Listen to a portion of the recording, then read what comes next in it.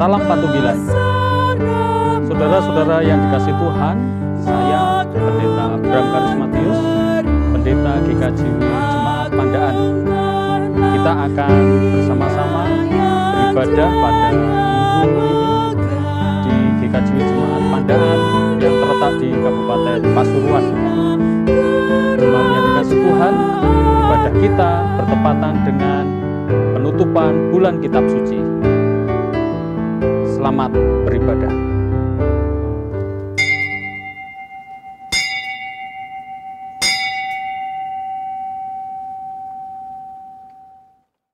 Salam Patunggilan. Bapak, Ibu, dan Saudara, dan anak-anak yang dikasihi Tuhan Yesus Kristus, selamat berjumpa kembali dalam ibadah hari Minggu ini, 27 September 2020, di GKJW Jemaat Pandaan. Ibadah hari ini kita lakukan dengan tata ibadah khusus pandemi COVID-19 dalam rangka ibadah penutupan bulan Kitab Suci. Ibadah hari ini akan dilayani oleh Bapak Pendeta Bram Karismatius. Bapak, Ibu, Saudara yang terkasih, kami undang bangkit berdiri. Mari kita memulai ibadah hari ini. Firman Tuhan adalah kekuatan bagi kita. Melalui firman-Nya, Tuhan menyatakan kasih, janji, dan karya-Nya. Bulan Kitab Suci berakhir pada minggu ini, tetapi kesetiaan dan kesediaan diri untuk terus hidup taat pada firman Tuhan adalah panggilan hidup kita. Marilah kita menjadi pelaku-pelaku firman yang menerangi dunia. Mari kita pujikan Kidung Jemaat 6, bait 1 dan 2, Hai masyurkanlah.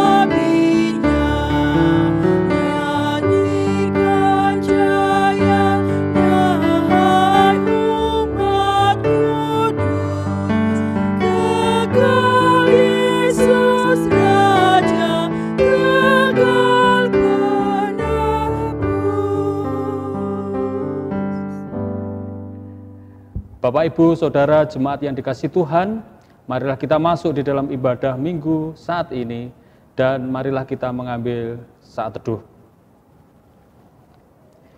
Ibadah penutupan bulan Kitab Suci pada hari ini, kita lakukan dalam nama Allah Bapa, Sang Khalik Semesta, yang memelihara dan mengasihi umat-Nya dengan penuh kesetiaan.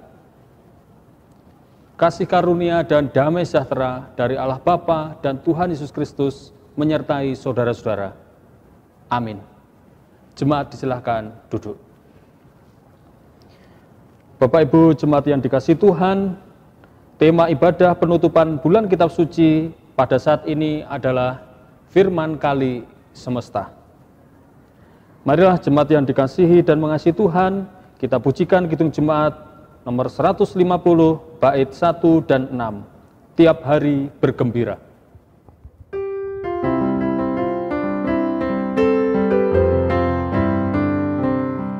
Tiap hari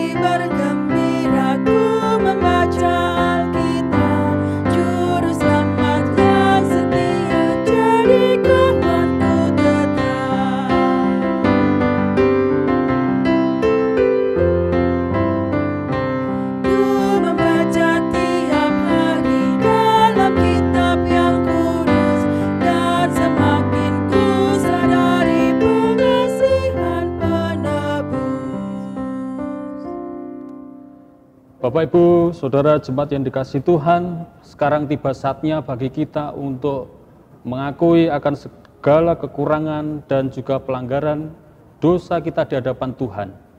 Marilah kita datang ke hadapan Tuhan dengan kita berdoa. Mari kita berdoa. Ya Allah, Bapa kami yang kami kenal di dalam Yesus Kristus yang menjadi Putra Allah, pada saat ini kami datang kembali kepadamu, memohon kembali kepadamu untuk belas kasihan dan juga pengampunan yang Engkau berikan kepada kehidupan kami. Sebagai manusia, kami menyadari akan segala kekurangan, kelemahan, dan juga pelanggaran kami di dalam kami menjalani kehidupan kami sehari-hari. Seringkali kami tidak mampu menjalankan apa yang menjadi firman Tuhan, dan kami tidak mampu melakukan apa yang menjadi kehendak Tuhan atas kehidupan kami untuk kami saling mengasihi. Kami seringkali menyakiti orang-orang yang ada di sekitar kami, bahkan itu orang-orang terdekat kami, orang tua kami, anak-anak kami, suami ataupun istri kami. Terlebih orang-orang di sekitar kami yang tidak kami kenal. Oleh karena itu ya Bapa, pada saat ini kami datang kembali kepadamu, menyadari akan segala kerapuhan hidup kami ketika kami datang kepada Tuhan. Kami mohon Engkau mengampuni akan segala dosa dan kekurangan kami, karena kami percaya bahwa di dalam kuasa darah Yesus yang sudah tercurahkan di Bukit Golgota, itulah yang menebus setiap dosa, kesalahan, dan pelanggaran kami. Inilah ya Bapa yang menjadi doa kami. Amin. Bapak, Ibu, Saudara jemaat yang dikasihi Tuhan, bagi kita yang percaya akan kasih dan karya keselamatan Tuhan Allah di dalam Putranya Yesus Kristus, marilah kita bangkit berdiri, marilah kita menerima berita anugerah yang pada saat ini diambil dari kitab Roma pasal 10, dibaca ayat 9 sampai yang ke-10. Demikian firman Tuhan.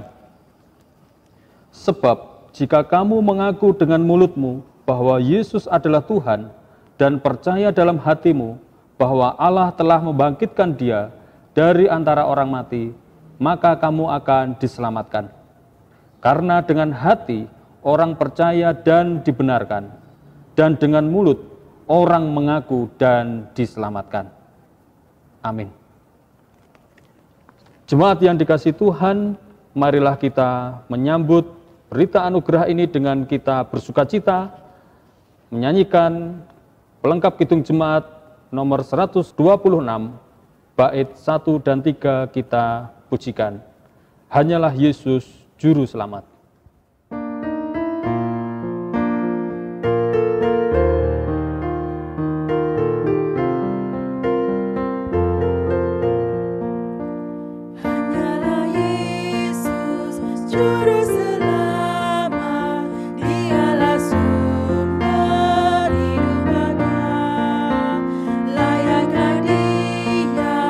Terima kuasa, puji dan hormat.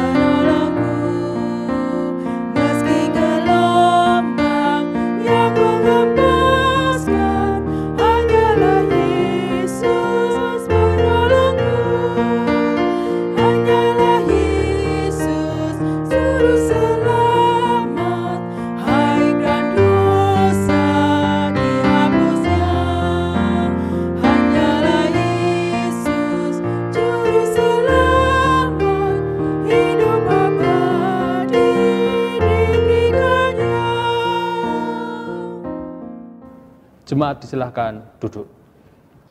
Bapak, Ibu, dan saudara-saudara yang terkasih di dalam Tuhan Yesus Kristus, pada saat ini kita akan bersama membaca dan merenungkan firman Tuhan yang terambil dari Injil Matius, pasal 21, ayat 23 sampai dengan ayat yang ke-32.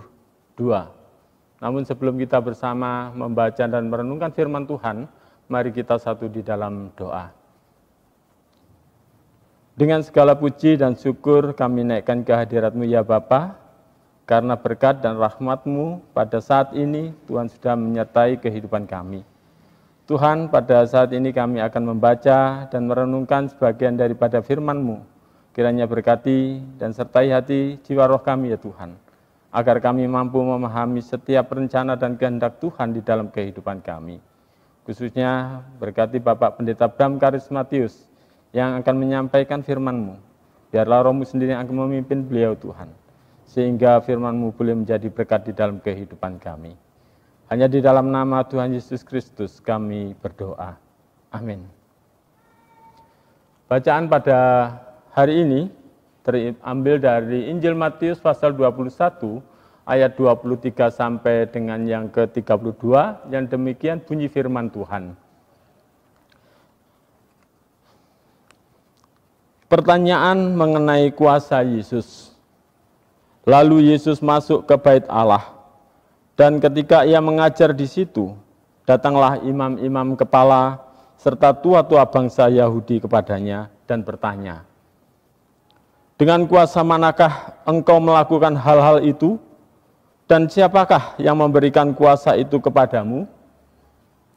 Jawab Yesus kepada mereka, "Aku juga akan mengajukan suatu pertanyaan kepadamu, dan jikalau kamu memberi jawabnya kepadaku, aku akan mengatakan juga kepadamu dengan kuasa manakah aku melakukan hal-hal itu.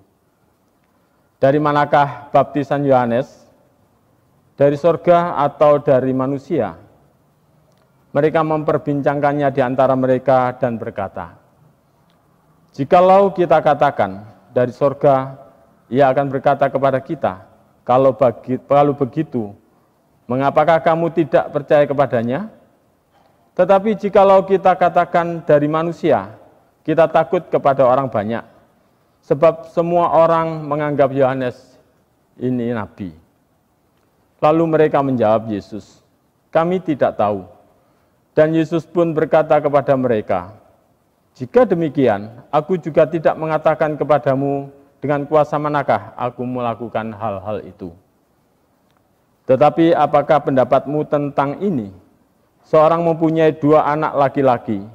Ia pergi kepada anak yang sulung dan berkata, 'Anakku, pergi dan bekerjalah hari ini dalam kebun anggur.' Jawab anak itu, 'Baik, Bapa,' tetapi ia tidak pergi. Lalu orang itu pergi kepada anak yang kedua dan berkata demikian juga. Dan anak itu menjawab, 'Aku tidak mau.' Tetapi kemudian ia menyesal, lalu pergi juga. Siapakah di antara kedua orang itu yang melakukan kehendak ayahnya?" Jawab mereka, "Yang terakhir." Kata Yesus kepada mereka, "Aku berkata kepadamu, sesungguhnya pemungut-pemungut cukai dan perempuan-perempuan sundal akan mendahului kamu masuk ke dalam kerajaan Allah. Sebab Yohanes datang untuk menunjukkan jalan kebenaran kepadamu, dan kamu tidak percaya kepadanya. Tetapi pemungut-pemungut cukai dan perempuan-perempuan sundal percaya kepadanya. Dan meskipun kamu melihatnya, tetapi kemudian kamu tidak menyesal, dan kamu tidak juga percaya kepadanya." Demikianlah pembacaan firman Tuhan pada hari ini. Jemaat yang dikasihi Tuhan, yang berbahagia ialah Bapak, Ibu, saudara-saudara semua yang senantiasa setia membaca, terlebih yang berusaha melakukan firman Tuhan ini di dalam kehidupan kita sehari-hari. Amin. Jemaat yang dikasihi Tuhan, firman Tuhan pada saat ini diambil dari Injil Matius pasal 21 ayat 23 sampai 32. Saya beri tema kuasa firman yang menyelamatkan.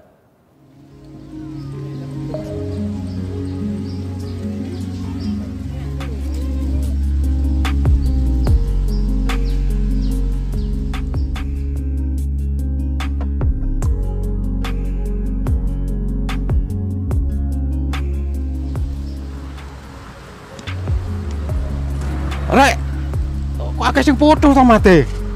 Kok dia sing ide-ide emang ya, layangan ya? Kudu aku. Ah, iki putul iki delok niki. Tuh, putul. Iki musa masing ngene iki. Hati-hati yo. Ojo ide-ide landuran.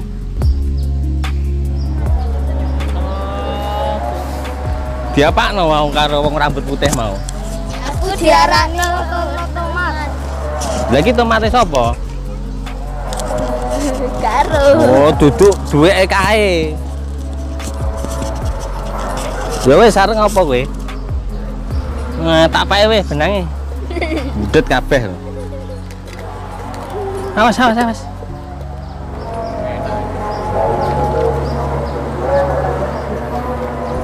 Le, tak kandhani ya. Dolanan ya dolanan. Ning aja ngrusak tanduran-tanduran kae, nggih. Dolanan sing apik. Iya. Lho Rin Pak, Rin, jenengan niku sinten, Pak? Kok nglarui lari-lari kula jenengan sinten? Nggih, kula nggih namung ngomongi nek dolanan niku sing apik. Jenengan sing gadah siti niki senes. Nggih sanes. Oh. Ning dolanan niku nggih sing apik, Senes sing boten rusak. Senes sing gadah kok ndadak negur-negur anak kula. Nggih, kula namung ngomongi pundi sing sae, pundi sing kedah dipun lampahi. Gak apa-apa ya, mainan lagi ya. Gak apa-apa. Nggih, manggaaken. Pun, Pak, pun. Nggih, terus. Bapak Ibu Saudara jemaat yang dikasihi Tuhan, ketika kita melihat ilustrasi tadi, tentu kita menyadari bahwa bertanya ini adalah sesuatu hal yang wajar. Bertanya sekedar untuk mengetahui informasi, bertanya sekedar untuk mengklarifikasi atau mencari penjelasan, dan bertanya bahkan untuk mengkonfrontasi, ini bagian daripada kehidupan manusia ketika berelasi dengan sesamanya. Nah, Bapak Ibu Saudara jemaat yang dikasihi Tuhan, memang bertanya terkadang bagi seseorang tertentu adalah proses yang panjang, dan bahkan bertanya bagi seseorang ini adalah proses sepanjang kehidupan. Seorang filsuf bernama Socrates misalnya, dia berusaha bertanya sepanjang hidupnya hanya untuk menyadari bahwa siapakah manusia dan bagaimanakah keberadaan manusia itu. Bapak Ibu Saudara yang dikasihi Tuhan, memang Socrates berusaha bertanya tentang kehidupan manusia untuk merumuskan teori-teori. Socrates berusaha memfilsafatkan keberadaannya sebagai manusia melalui pertanyaan-pertanyaan, misalnya, siapakah aku? Kenalilah dirimu. Namun saudara-saudara yang dikasihi Tuhan, bertanya sebagai jalan untuk berkomunikasi manusia dan sesamanya berhubungan erat dengan kehidupan manusia dengan sesamanya, tetapi juga berhubungan erat dengan sesuatu yang lebih besar di luar kehidupan manusia. Oleh karena itu, saudara-saudara yang dikasihi Tuhan, Jean Paul Sartre ini jelas dalam hal ini mengatakan bahwa manusia tidak mungkin hidup dengan benar dan dapat menjalin relasi dengan sesama tanpa memiliki dasar yang melampaui segala sesuatu, yaitu yang tak terbatas itu. Sehingga saudara-saudara yang dikasihi Tuhan, kehidupan untuk bertanya ini sebetulnya adalah hal yang sangat wajar apabila ini terjadi di dalam kehidupan kita sehari-hari, seperti di dalam ilustrasi di awal tadi. Saudara-saudara yang dikasihi Tuhan, di dalam Injil Matius pasal 21 ayat 23 sampai 24, para imam dan orang-orang Yahudi tercengang ketika melihat bahwa Yesus yang notabene bagian daripada komunitas mereka, anak Yusuf dan juga Maria, ini dapat melakukan pengajaran yang baik di dalam bait Allah. Yesus bahkan tidak hanya mengajar di bait Allah, akan tetapi Yesus juga melakukan mujizat-mujizat. Nah, Bapak Ibu Saudara yang dikasihi Tuhan, tidak mengherankan apabila kemudian orang-orang Yahudi dan juga para imam ini bertanya kepada Yesus. Mereka bertanya, kuasa manakah yang dipakai oleh Yesus untuk melakukan pengajaran itu? Dan kuasa siapakah yang dilakukan untuk melakukan mujizat itu? Sehingga Bapak Ibu Saudara yang dikasihi Tuhan, inilah kemudian yang kita dapat memahaminya ketika kita melihat Injil Matius ini adalah bagian daripada Injil yang ditujukan kepada orang-orang Yahudi, yaitu orang-orang atau komunitas internal daripada Yesus Kristus. Nah, saudara-saudara yang dikasihi Tuhan, yang menarik adalah ketika pertanyaan tentang subjek kuasa di balik Yesus Kristus. Ternyata Yesus tidak langsung menjawabnya, akan tetapi Yesus merespon balik dengan pertanyaan yang sama kepada orang-orang Yahudi itu. Yesus bertanya kembali kepada orang-orang Yahudi mengenai asal kuasa dari baptisan Yohanes Pembaptis. Nah, saudara-saudara yang kasih Tuhan, tentu ini bisa dikatakan sebuah konfrontasi, pertanyaan yang mengkonfrontasi dan memerlukan jawaban, di mana ketika orang-orang Yahudi itu menjawab bahwa kuasa yang dipakai oleh Yohanes Pembaptis itu berasal daripada surga, tentu ini akan juga menjawab kuasa daripada Tuhan Yesus. Nah, saudara-saudara yang dikasihi Tuhan, tentu pertanyaan ini tentang keyakinan, tentang pengakuan apa yang mereka yakini selama ini tentang kuasa Allah, kuasa Yahweh di surga, dan juga mandat kuasa Allah tersebut kepada orang-orang yang dipilih oleh Allah dan juga para nabi yang sudah diutus oleh Allah. Bapak, Ibu, Saudara yang dikasihi Tuhan, jelas pertanyaan Yesus ini tidak hanya terkait dengan kuasa Allah yang tidak terbatas itu, akan tetapi juga merupakan refleksi atas relasi sosial yang terjadi atas kuasa Allah yang menyelamatkan banyak orang. Relasi sosial tersebut adalah pengakuan dari para imam dan juga orang-orang Yahudi untuk dapat mengalami dan mengakui bahwa kuasa Allah ini dapat hadir dan sangat mungkin ini diterima oleh orang-orang yang dipilih oleh Allah, oleh orang-orang yang dijadikan alat untuk menyampaikan kehendak Allah. Meskipun saudara, itu adalah tetangga mereka, meskipun itu berasal dari komunitas mereka sendiri.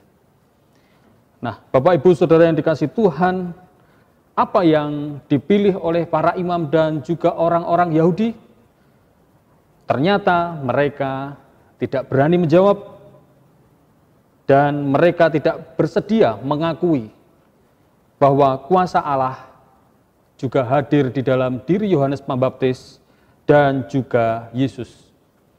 Hati mereka keras, hati mereka degil, dan pikiran mereka diliputi oleh perasaan tidak mau mengakui dan juga tidak mau menerima akan kuasa Allah yang ada di dalam pribadi Yesus. Saudara-saudara yang dikasihi Tuhan, di dalam Injil Matius pasal 21 ayat 28 sampai 32, Yesus mengetahui apa yang ada di dalam hati dan pikiran mereka, sehingga kemudian Yesus bertanya dan meminta pendapat kepada para imam dan juga orang-orang Yahudi melalui perumpamaan tentang melakukan kehendak seorang ayah. Gaya bahasa perumpamaan yang digunakan Yesus sebenarnya bersifat sindiran atas perilaku orang-orang Yahudi yang tidak mau mengakui akan kuasa Allah yang hadir di dalam pribadi yang dipilih oleh Allah tersebut. Sehingga saudara-saudara yang dikasihi Tuhan, anak sulung yang dianggap memiliki kuasa dan hak paling besar di dalam keluarga Yahudi ini, di dalam bacaan Injil Matius pasal 21 disebutkan bahwa dia tidak mau melakukan kehendak daripada ayahnya. Tentu perumpamaan yang dimaksudkan oleh Yesus dengan anak sulung ini adalah orang-orang Yahudi sendiri sebagai bangsa pilihan dan umat yang dikasihi oleh Allah. Dan jikalau kita kemudian melihat anak bungsu, kita akan mengetahui bahwa anak bungsu di dalam Injil Matius ini dimaksudkan Yesus adalah para pemungut cukai yang notabene adalah orang-orang Yahudi yang tersisihkan dan juga orang-orang di luar Yahudi, tetapi mereka bersedia melakukan kehendak Allah. Saudara-saudara yang dikasihi Tuhan, pertanyaan Yesus memang tidak terjawab, akan tetapi melalui perumpamaan yang disampaikan oleh Tuhan Yesus, maka semua orang dapat menyimpulkan kedegilan hati orang Yahudi dan kuasa firman Allah yang bebas, kuasa firman Allah yang memiliki otonomi yang luas. Kepada siapa firman Tuhan Allah ini akan dinyatakan, dan firman Allah ini akan memakai setiap pribadi untuk menyampaikan berita akan keselamatan. Nah, saudara-saudara yang dikasihi Tuhan, apa yang bisa kita pelajari dari kisah ini, khususnya apabila kita pada saat ini sedang masuk di dalam penutupan bulan kitab suci. Yang pertama, saudara-saudara yang kasih Tuhan, kita bisa belajar dari kisah ini bahwa siapapun kita, dengan latar belakang apapun, jikalau Allah berkehendak, bisa dipakai Allah untuk menjadi alatnya, untuk menyatakan kuasanya, membawa keselamatan, dan juga menjadi pembawa damai sejahtera bagi umat manusia. Dalam hal ini kita diingatkan kembali bagaimana Yesus yang notabene orang Yahudi ini menjadi alat kuasa Allah, menyatakan kehendaknya bagi orang-orang di sekitarnya. Meskipun orang-orang Yahudi sempat menyangkal akan kehadiran Yesus sebagai pribadi yang dipakai oleh Allah untuk menyatakan kasih dan keselamatan, tentu pada saat ini kita bisa belajar dari kisah ini bahwa Tuhan Allah ini memakai siapapun di antara kita, bisa memakai siapapun di antara kita untuk menyatakan kasih dan juga keselamatan bagi semua orang. Nah, saudara-saudara yang dikasihi Tuhan, tentu pertanyaan yang muncul bagi kita sekarang ini adalah bagaimanakah jikalau orang yang dipakai ini adalah sahabat kita atau komunitas di dalam internal kehidupan kita? Apakah itu keluarga kita ataukah itu teman-teman kita? Tentu saudara-saudara yang dikasihi Tuhan, ini tidak mudah Karena memberitakan kabar keselamatan kepada lingkungan kita sendiri, ini seringkali mendapat tantangan yang besar, tantangan yang berat. Kadangkala seseorang senantiasa dilihat tidak hanya di dalam kehidupan firman Tuhan yang disampaikan, akan tetapi juga latar belakang kehidupan seseorang tersebut. Bagaimanakah kisah perjalanan hidup yang pernah dijalaninya, dan kemudian orang tersebut menjadi pembawa atau penyampai firman Allah untuk setiap umat manusia. Nah, saudara-saudara yang dikasihi Tuhan, pada saat inilah kita diajak untuk senantiasa terus berefleksi di dalam kehidupan kita. Bagaimanakah kita melihat firman Allah dan juga subjek yang membawakan firman Allah tersebut?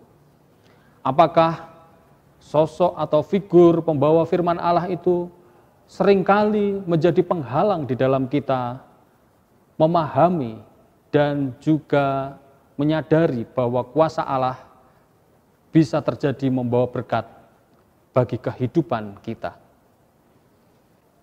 Saudara-saudara yang dikasihi Tuhan, yang kedua, kita bisa belajar bahwa orang yang dipakai Allah sebagai alatnya harus yakin bahwa ketika Allah memakai kehidupannya, tentu Allah akan senantiasa menyertai dan juga memampukan seseorang tersebut. Memang ada konsekuensi yang tidak mudah bagi alat yang dipakai Allah itu, yaitu seseorang yang dipakai oleh Allah ini harus menjaga kehidupannya supaya kudus, karena firman Allah yang disampaikan adalah firman Allah yang kudus, dan kuasa Allah yang disampaikan adalah kuasa Allah yang kudus. Orang akan melihat kuasa dan kekudusan Allah yang diberitakan melalui firman-Nya, melalui orang-orang yang dipakainya. Ini yang seringkali menjadi kendala di dalam orang-orang yang dipanggil untuk turut serta di dalam pelayanan. Orang tersebut seringkali hatinya berkeras dan juga tidak bersedia ketika kehidupannya diubah oleh firman Allah. Tidak jauh berbeda dengan orang-orang Yahudi dan juga para imam yang menolak Tuhan Yesus. Mereka menolak keselamatan yang hendak dinyatakan bagi mereka karena mereka menutup hati dan juga pikirannya akan kuasa Allah. Saudara-saudara yang dikasihi Tuhan, yang ketiga kita bisa belajar dari bacaan kita tersebut bahwa firman Tuhan Allah ini hendaknya menjadi fondasi dan menjadi dasar kehidupan kita sehari-hari, khususnya bagi kita orang percaya.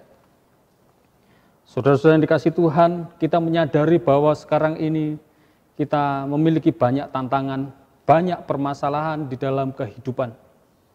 Akan tetapi, jikalau kita sadar, seringkali kita menomorduakan dan lebih mengutamakan pengetahuan dan juga saran-saran, nasihat-nasihat dari dunia untuk mengatasi permasalahan dan tantangan kehidupan kita sehari-hari. Nah, saudara-saudara yang dikasihi Tuhan, jikalau kita sebagai orang percaya menyadari akan kuasa Allah melalui firman-Nya, tentu pada saat ini kita bisa memilih bagaimana kehidupan kita mau dibentuk dan juga mau diberkati, dirubah menjadi lebih baik oleh kuasa firman Allah. Saudara-saudara yang dikasihi Tuhan, marilah kita menjadikan firman Tuhan di dalam kitab suci kita ini menjadi fondasi kehidupan dan untuk menguatkan iman kita. di dalam kehidupan kita sehari-hari. Amin. Saat teduh bagi kita semua.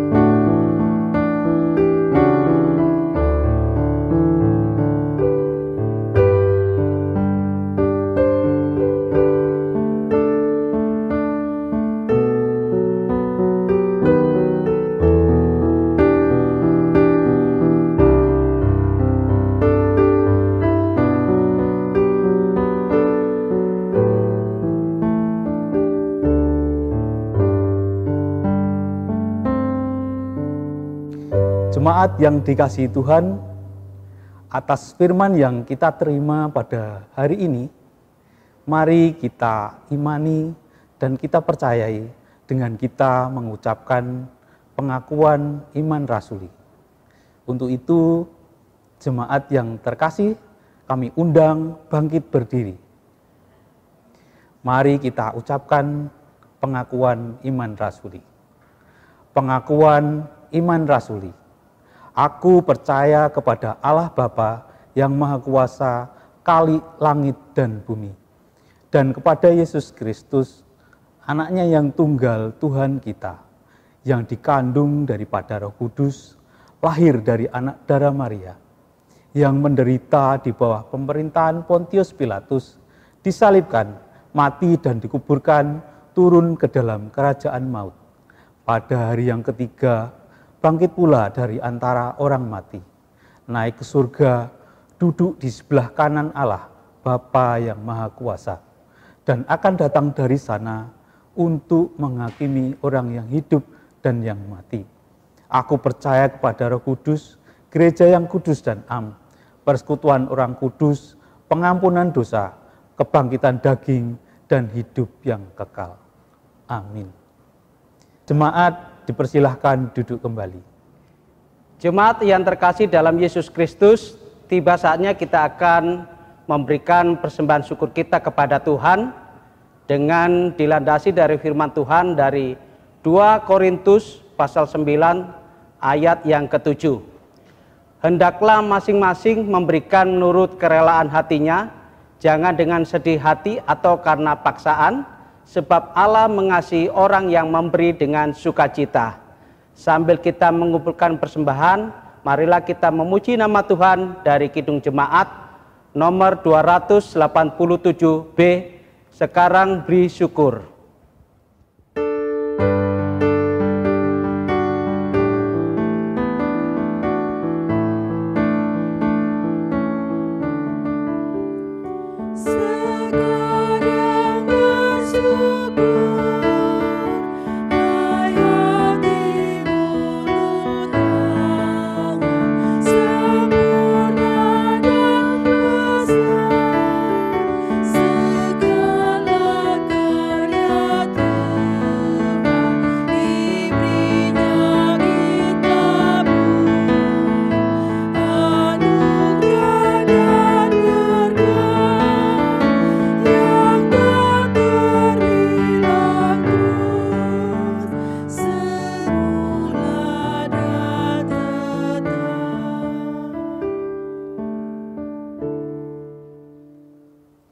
Bapak, Ibu, Saudara jemaat yang dikasihi Tuhan, marilah kita masuk di dalam doa syafaat.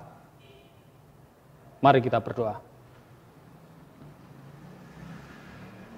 Ya Bapa, pada saat ini kami kembali datang kepadamu untuk memohon kekuatan daripada Tuhan, agar ketika kami membaca, merenungkan, dan terlebih pada saat ini menggumuli firman Tuhan, kami diberikan kekuatan untuk melakukan apa yang Tuhan ajarkan dan apa yang menjadi kehendak Tuhan.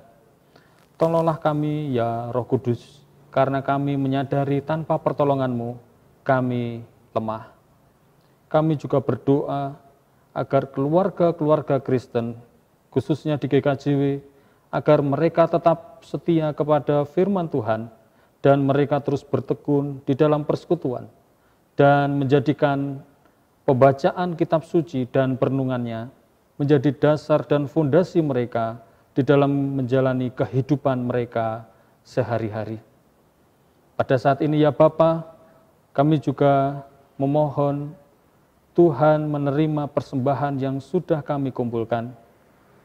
Tuhan, kiranya Engkau senantiasa memberkati tangan-tangan yang sudah mempersembahkan, demikian juga yang mengelolanya, sehingga para majelis jemaat dan juga setiap kegiatan pelayanan di gereja boleh diberkati melalui setiap persembahan yang kami persembahkan. Bapa, pada saat ini kami juga berdoa, teringat akan saudara-saudara kami yang berada di gugus depan sebagai gugus tugas COVID-19. Kami mohon Tuhan menyertai mereka, Tuhan berikan pertolongan dan perlindungan bagi mereka, sehingga di dalam mereka menjalankan setiap tugas dan pelayanan mereka di bidang medis, mereka diberikan perlindungan, dan setiap penyebaran untuk virus COVID-19 ini dapat semakin ditekan melalui kehidupan kami semua. Bapa, pada saat ini kami juga berdoa untuk bangsa dan negara kami, untuk pemerintah Indonesia. Kami mohon Tuhan berkati sehingga setiap keputusan dan setiap kebijaksanaan yang diambil ini menjadikan kami mendapatkan damai sejahtera, karena kami percaya bahwa Tuhan Allah senantiasa memakai setiap hal yang boleh diputuskan oleh para pemimpin bangsa dan negara kami. Ya Bapa, pada saat ini kami juga berdoa untuk kehidupan kami semua, para keluarga-keluarga Kristen baik yang dekat maupun yang jauh. Kami mohon Tuhan tetap memelihara dan melindungi mereka, sehingga kasih Tuhan senantiasa membuat kehidupan mereka bersukacita. Ya Bapa, pada saat ini kami juga berdoa seperti yang Engkau ajarkan kepada kami, doa Bapa kami.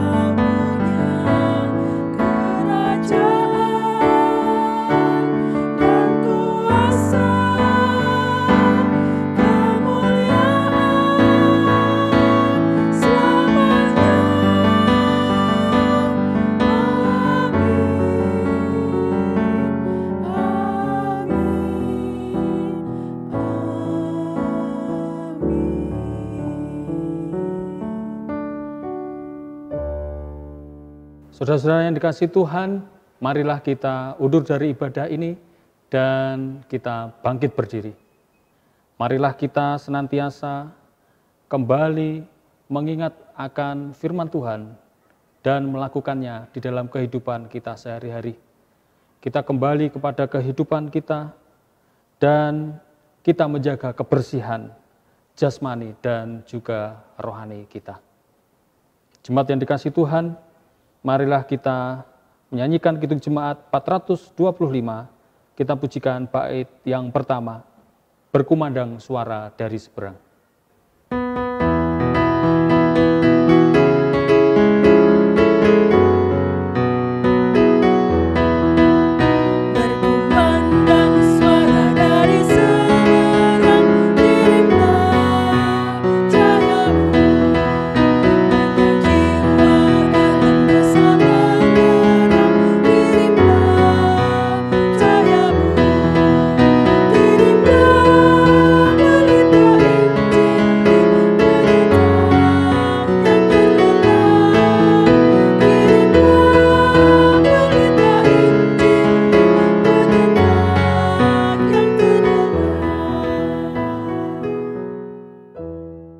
Saudara-saudara yang mengasihi dan dikasihi Tuhan, marilah kita arahkan hati dan pikiran kita kepada Tuhan dan kita mohon berkat-Nya.